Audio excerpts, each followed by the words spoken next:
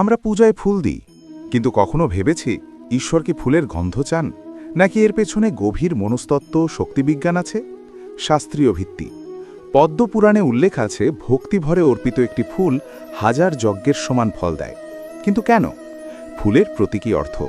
ফুলের তিনটি বৈশিষ্ট্য: কোমলতা, সুগন্ধ, ক্ষণস্থায়ী সৌন্দর্য। এগুলো মানুষের জীবন ও অহংকারের প্রতীক। ফুল অর্পণ মানে, হে ঈশ্বর, আমার অহংকার, আমার কামনা, আমার মন সব তোমার চরণে। বৈজ্ঞানিক দিক যা অনেকে জানে না, তাজা ফুল থেকে ভোলাটাইল অর্গানিক কম্পাউন্ড বেরোয়। এগুলো মস্তিষ্কে সেরাটনিন বাড়াতে সাহায্য করে। সুগন্ধ মনকে ধ্যানমগ্ন করে। ল্যাভেন্ডার, জুই, বেলি এগুলোর গন্ধ নার্ভাস সিস্টেম শান্ত করে। অর্থাৎ পূজায় ফুল ব্যবহার মানে পরিবেশকে মানসিকভাবে পবিত্র করা। অধ্যায় 2, ধূপের বিজ্ঞান। শক্তিশালী শুরু। ধূপ জ্বালানো কি শুধু গন্ধের জন্য, নাকি এটা প্রাচীন জীবাণুনাশক প্রযুক্তি? শাস্ত্রীয় উল্লেখ। স্কন্দ পুরাণে বলা হয়েছে ধূপের ধোঁয়া পরিবেশকে শুদ্ধ করে। আধুনিক গবেষণার আলোকে কিছু গবেষণায় দেখা গেছে প্রাকৃতিক রেজিন ও ভেষজ ধূপ জ্বালালে বাতাসে থাকা কিছু ব্যাকটেরিয়া কমে যায়। গুগ্গুল, লোবান, চন্দন এগুলো অ্যান্টিমাইক্রোবিয়াল বৈশিষ্ট্য সম্পন্ন। ধূপের ধোঁয়া নেগেটিভ আয়ন তৈরি করতে পারে, যা মন শান্ত করতে সহায়ক।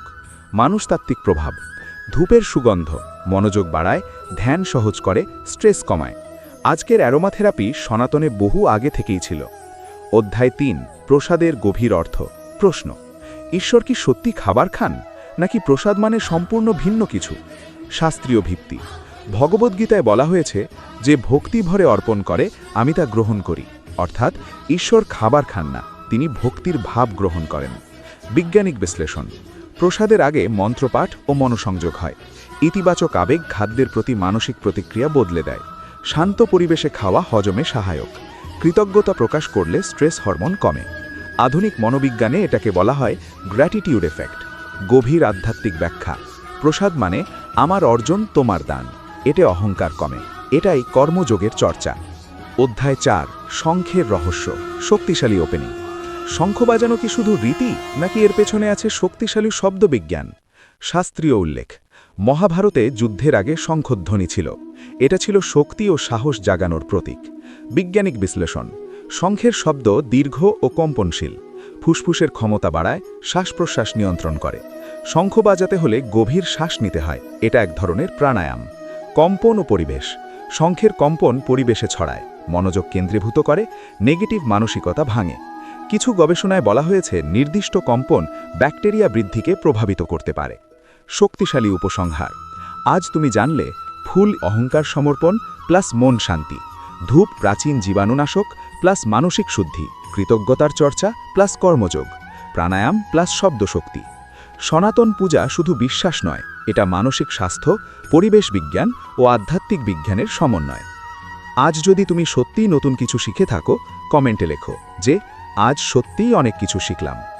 এই ভিডিও শেয়ার করো যাতে আমরা নিজেদের ধর্মকে জানি, অন্ধভাবে নয়, জ্ঞান দিয়ে। আজ আমরা জানলাম ফুল শুধু সৌন্দর্য নয়, ধূপ শুধু গন্ধ নয়, প্রসাদ শুধু খাবার নয়, শঙ্খ শুধু শব্দ নয়। এগুলো আমাদের প্রাচীন জ্ঞানের অংশ। ভগবদ্গীতায় বলা হয়েছে, যে ভক্তি ভরে অর্পণ করে আমি তা গ্রহণ করি। অর্থাৎ ঈশ্বর বস্তু চান না, তিনি চান তোমার ভাব।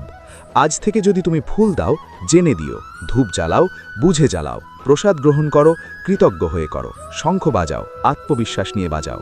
কারণ জেনে করা পূজা আর অজ্ঞানতায় করা পূজা দুটো এক নয়। আজ যদি তোমার মনে গর্ব জন্মায় যে আমি জানি আমি কেন করি, তাহলে এই ভিডিও সফল। কমেন্টে লিখে দাও যে আজ আমি জেনে পূজা করব।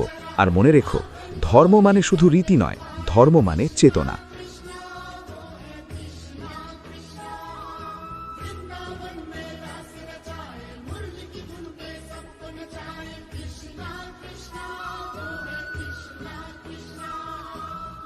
ओम जय शिव ओमकारा प्रभु जय नमामि जय नमः जय नमः। ओम राधा कृष्णाय नमः। ओम राधा कृष्णाय नमः। ओम राधा कृष्णाय नमः। ओम जय शिव ओमकारा प्रभु जय नमः। हरि ओम नमः शिवाय।